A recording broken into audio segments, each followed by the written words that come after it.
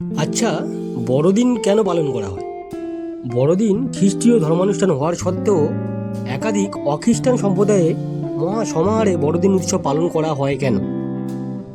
বড়দিনের উৎসবে কি কি পালন করা হয় জানেন কি? বড়দিন বা ক্রিসমাস হলো একটি বাৎসরিক খ্রিস্টীয় উৎসব। প্রতি বছর 25শে ডিসেম্বর এই উৎসব পালন করা হয়। যীশু খ্রিস্টের জন্মদিন উপলক্ষে এই উৎসব পালন করা হয়।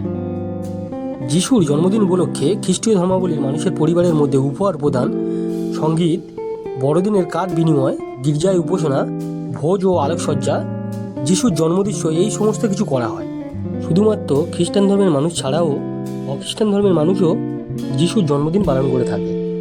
বড়দিনের আগের দিন সান্টাক্লজ ছেলেমেয়েদের বাড়িতে গিয়ে উপহার দিয়ে আসেন।